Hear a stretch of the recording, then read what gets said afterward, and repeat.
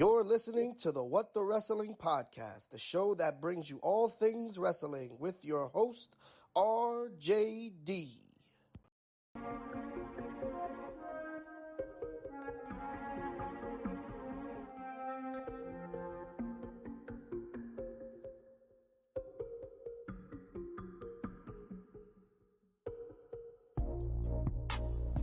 Oh, you already know what time it is. WrestleMania. WrestleMania is here. It is upon us, and it has happened. Night 1 in the books. Night 2 tonight. And dare I say, one of the best WrestleManias, well, half WrestleManias I've ever seen. Give me a hell yeah! I said give me a hell yeah! Man, oh man, what a WrestleMania Night 1 it was. We're going to talk about it. We're going to overview it. We're going to run down all the matches. We're going to do it fairly quickly, but we're going to get our point across. Hit the goddamn like button. Perfect. Like, comment, share, and subscribe to the channel What the Wrestling on Facebook, YouTube, SoundCloud, Apple Podcasts, and TikTok. What the Wrestling on Instagram. Follow me as well. I got 2 belts. Just put up a pic. I should have took some better pictures, but it's fine. We'll make sure we get it right. But before we get into everything, let's go. Yes. Tis I, RJD here. Welcome to What the Wrestling. Man, oh man, what a night 1 we had yesterday. I don't know. There are a lot of things that we could talk about when it comes to WrestleMania and how everything is and what's going on and the lead up and the build and this wasn't good and that wasn't good. But at the end of the day, when WrestleMania comes around, WrestleMania season, there's nothing but wrestling. And it's like the greatest wrestling weekend for wrestling fans. You had Ring of Honor, you had Stand and Deliver, NXT, you had WrestleMania Night 1. Like, this is the World Series of wrestling. Regardless of what you think about WWE and AEW and everything else, this weekend, WrestleMania weekend, is a wrestling fan's wet dream. Now, I want to talk about the overview of the show and what I thought. So first things first, WrestleMania in that stadium, A1. That stadium was on point. They were in LA. I loved it. I believe it's a retractable roof. It's not quite a dome, but still, it was awesome. The crowd, we didn't have any pillars this year. Thank God. You stupid. Thank God. No pillars, but we had a very, very long ramp. And you know what? I ain't mad at it. I like I like when the sets look different, and I like when WrestleMania has this extra long ramp for no reason. It's just like if you were Titus O'Neil and you trip down that ramp, You stupid. or if you were like John Wick, you'd be like when John Wick, spoiler alert, when John Wick got hit in the last John Wick and he rolled down all the steps, that's what you'd be doing. You'd be rolling your ass all the way down that ramp. I wonder how long that ramp was. I wonder if it was like 100 yards, 80 yards. I wonder. I freaking wonder. So I would love for somebody to answer me that question. But love the crowd. Crowd was hot. Crowd was into it. Loved the stadium. Loved the set. Loved the ambiance and the feel of it. If we are to believe that Triple H is still in charge, which we hope so, then we are to believe that this WrestleMania is his first. And even though Vince McMahon was backstage, he did have a role. And if you are going to lead me to believe he didn't have any input in this show, You stupid. We're not running with that. But the overview of everything, this WrestleMania from top to bottom was very, very good. You're not going to sit here and tell me that this wasn't one of the best WrestleManias. If night 2 is as good as night 1, you're not going to tell me that this wasn't one of the best WrestleManias of all time. You're not. And if you thought so, there's something wrong with you. Stupid. I would really have to look at you and say, bro, what's wrong with you? You know how I know this is one of the best WrestleManias? Because by the time the main event was going on and I looked at my clock, it was 11:40, and I didn't even realize it was 11:40. That's how you know when the pacing of this show and the timing and the pacing was phenomenal. It was phenomenal. Matter of fact, we gotta get them a Don DeMarco. Give him a Don DeMarco for that too. Listen, the pacing was great. The match order, I liked it. Now, I will say, before I get into the matches, I will say, Charlotte, and when I get to Charlotte and Rhea, I understand why Charlotte was visibly upset. She looked annoyed. I mean, but she always has the straight face. But I get why Charlotte was upset. The winner of the Royal Rumble should main event WrestleMania. You got 2 nights now, so you can main event 1 Royal Rumble winner on night 1, main event 2 Royal Rumble, the second for the men on night 2. But unfortunately, she's wrong in this situation, and the reason why she's wrong is because the hottest thing in WWE is the Bloodline story, and that has Sami Zayn in it, and Sami Zayn is probably the hottest babyface in the company, and to have him not main event WrestleMania and have that story with it, the Bloodline and KO and Jay, all the emotion around it, to have that not go on last, it just wouldn't have made sense. And I understand her frustration. I get it. She was supposed to get it last year, main event, but Stone Cold decided, one more match, why not? And everybody was like, you know what? Give me a hell yeah! So Charlotte got mad. How dare you? I get it. But this year, the story driving WWE damn near 9-10 months was Sami Zayn, the Bloodline, Roman Reigns. Cody kind of jumped up in there when he came back. But cool. It is what it is. They made the right decision by putting Sami and KO on last.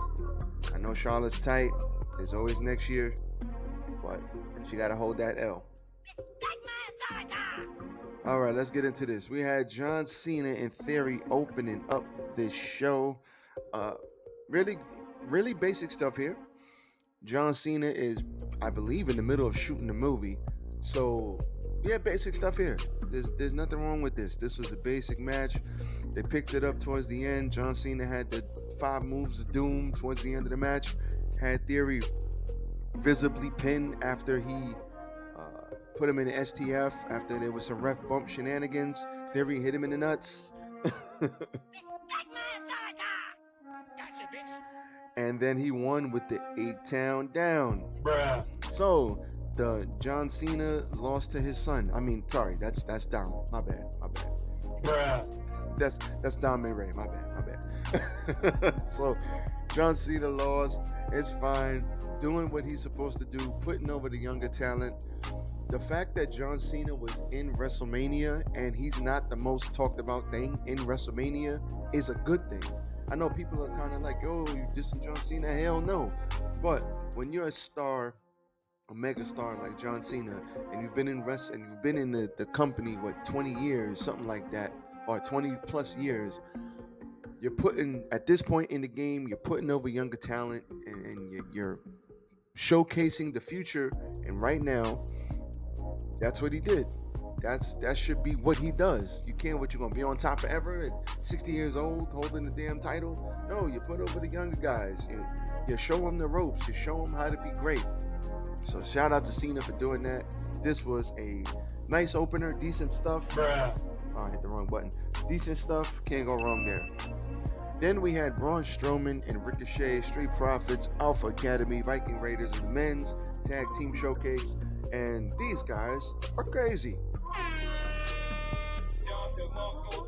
First of all, we had a Chaos Theory onto Braun Strowman with the bridge by Mr. Chad Gable. Okay, stop the show. When we gonna acknowledge Chad Gable as one of the best wrestlers in this company? Chad Gable, I don't care if he's short, I don't care what he is. Chad Gable is good at his goddamn job. And you go try and deadlift Braun Strowman and you go do it. I'm tired of people hating on Chad Gable. I mean, you can hate on the gimmick shoes and all that. You can hate on that. But that brother's in-ring ability is bar none. And we ain't gonna sit here and disrespect him like that. Oh no. How dare you? Respect my authority! Respect that brother's authority. Straight up and down. We're not gonna sit here and play games.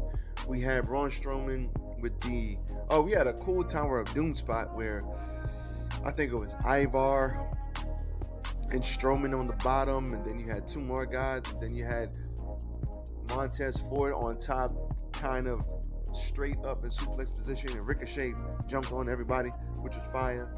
That was cool. I haven't seen that like that. We had the Strowman Express, and Dawkins kind of killed that, which was cool, because Dawkins was like, nah, fam. Bruh. When I saw him roll over Braun Strowman, I was like, okay, Dawkins, we see you playing. We see you. Then we had Ricochet. Right after that, do a shooting star press, a springboard shooting star press onto the floor, which was crazy. And they threw Ricochet. Ricochet got thrown back into the ring. Dawkins had him rolled up, and Montez hit a frog splash onto Ricochet, onto Dawkins, and then Dawkins rolled him up for the win. So this was great. These guys came in and they did what they had to do. Got the crowd involved. We ain't gonna sit here and disrespect them at all. Then we had Seth Rollins. You hear me? Seth Rollins. Who's Seth Rollins? Stupid. We had Seth Rollins. Oh, I didn't even change this.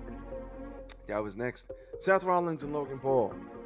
Logan Paul had his best Shawn Michaels impersonation. Mr. WrestleMania coming down on one arm, doing the Shawn Michaels come down, zip line down for WrestleMania. He had a guy in a Prime suit there with him. I thought that would have been Jake Paul, but no, it wasn't. So we found out later who it was, but shout out to Andrew, one of my friends. He was like, yeah, that's gotta be Logan. That's gotta be his brother. It has to be. There's no way that guy's coming down. The Prime Energy Drink suit guy was down there. Now, the Prime Energy Drink can't stay on the shelves, apparently. So shout out to Logan Paul for getting all his money. We're gonna hit the money sign for him. Now, even though that drink can't stay on the shelves, apparently Logan Paul's contract is up, but he did sign a multi-year deal, so that's kind of weird. So we'll see what happens with that. Probably just kayfabing it up. Nothing wrong with that. After that, we had Seth Rollins' entrance, and he had a conductor doing the Now, would have been great if they actually had an orchestra out there, but I ain't gonna get mad. The crowd sang along, and then Seth Rollins came out in a red parachute. Bruh. I don't know what's going on. His things get more outrageous every single time. So he came out in a red parachute looking thing. I don't know. It's getting more and more obnoxious. But this was a great back and forth match. He had the Shawn Michaels straps as well. So safe to say Shawn Michaels had a little bit of input in this match. So this was a good back and forth match. Logan Paul is very impressive, hitting a springboard moonsault. He hit he was doing jumping over Seth. His fake, when he does that, he talks his trash. He hit Seth with a major right hand, but he has the titanium screw in his hand, so Seth Rollins really played that up. That was really cool. The end of this match came when KSI was revealed to be the man in the Prime suit. Surprise, motherfucker. And Logan Paul went up for a frog splash, as he normally does. He had a couple of them, a couple of very, very good ones. And he went up for a frog splash, but Seth Rollins pulled KSI onto it, and he hit KSI instead of hitting Seth. And then Seth threw him back in there. They had a good back and forth, hit the pedigree. He got a 2 count. Logan Paul kicked out. Then he hit him with the GTS. He went for a frog splash, but that was another 2 count. Then he went for a coast to coast, but he got super kicked. And then after that, he got hit with the stomp, and that was all she wrote. See you later. So, very good match. Hope Logan Paul stays around. We know he's got a lot of controversy going on outside of WWE, but inside of WWE, nothing but good things to say about him. He is fantastic. Next, we had the women's triple threat, Becky Lynch, Lita, and Trish versus Damage Control. This was the weakest thing on the show. Not even saying that to be disrespectful, but it just was. So, the problem with this was they didn't have any heat. It's like nobody cared.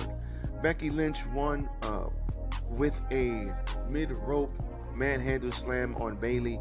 I really think they messed up Damage Control. Not the cap. I was so excited for Damage Control. I believe it was SummerSlam. When did Damage Control form up? I think it was SummerSlam, if I'm not mistaken. When Triple H started, I was very excited for Damage Control. Bayley came back. I was excited for Bayley, but they just haven't been booked properly. And then you have Lita and Trish out there.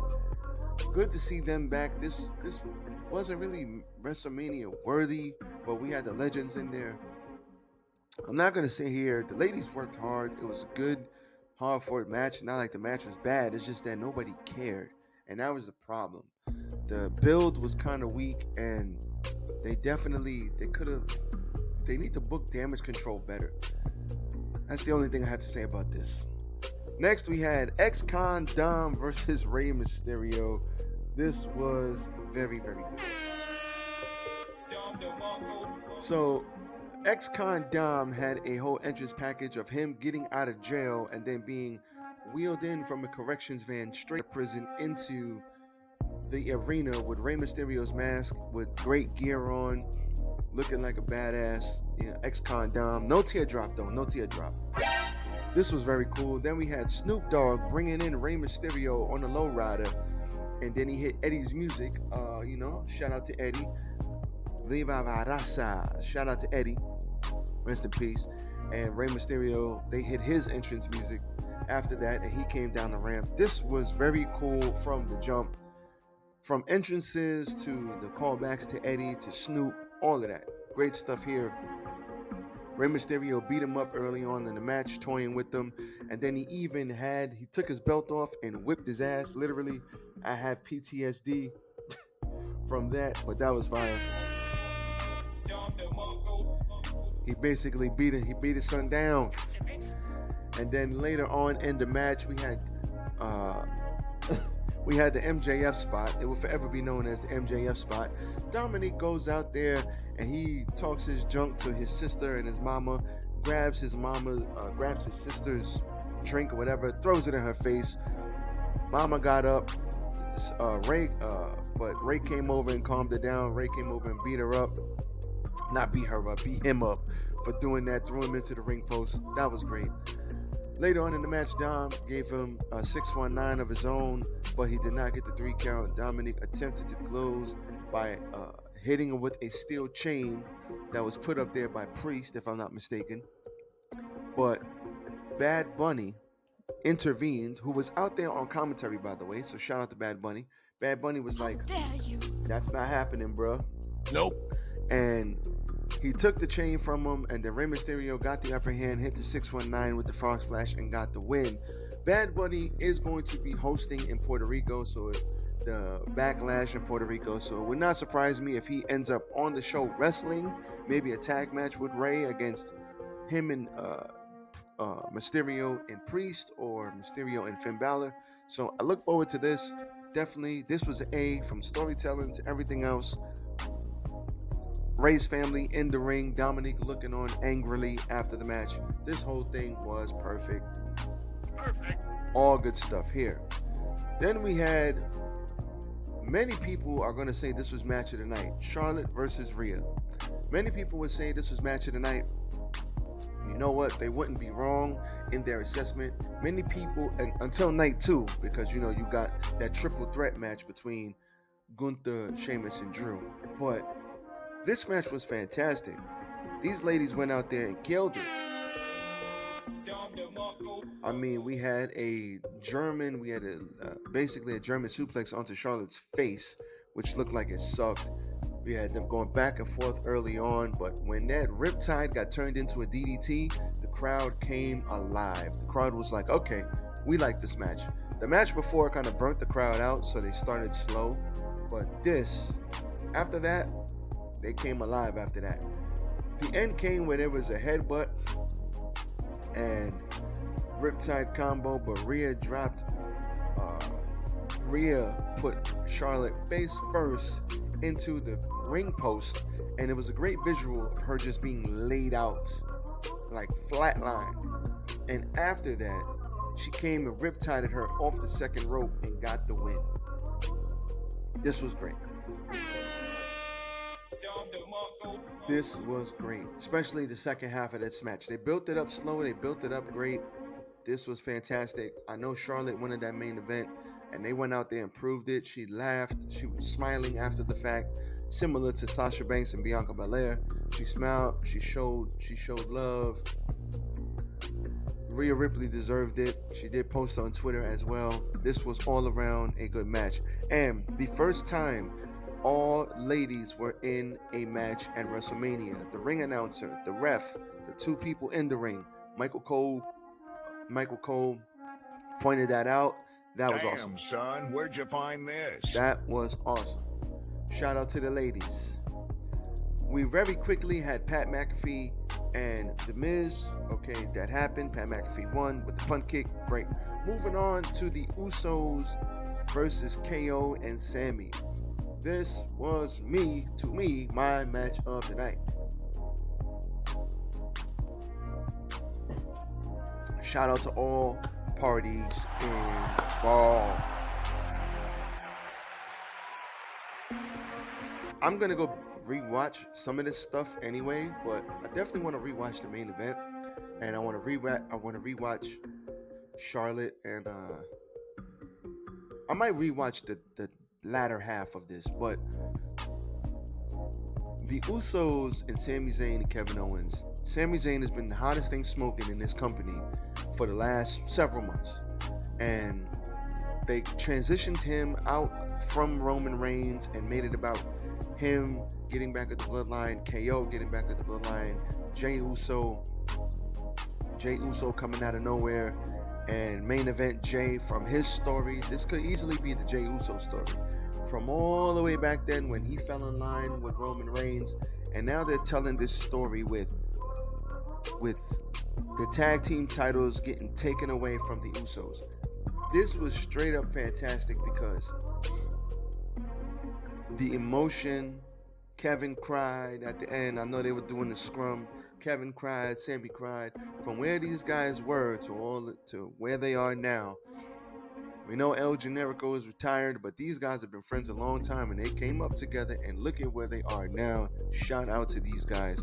They had a PWG tribute on their trunks. I know Kevin Owens did. This was fantastic. The end of this match was great. They had back and forth. They hit Sami Zayn with the 1D. He ended up kicked out, and then he was kind of all over the place. He hit Jey with an exploder before falling back down. And they even I think Jey hit him with the haluva kick. So they're using each other's moves. This was just fantastic. The fans gave This Is Awesome chants. There was a super kick party in there, and they went for the Uso splash. They hit Owens with their finisher, the 1D, but Owens hit a fisherman buster off the top rope after he fought back. And there was craziness towards the end. Jey Uso tried to come in, and Jimmy Uso tried to come in and save his brother. After one haluva kick, he got hit with the stunner, and then reminiscent of Sami Zayn holding Kevin Owens in NXT, and then he held Kevin Owens in the ladder match, and Sami Zayn held Jey Uso right there, put him back, hit him with a second haluva kick. He held him again, put him back, and hit him with a third haluva kick, and got the decisive victory.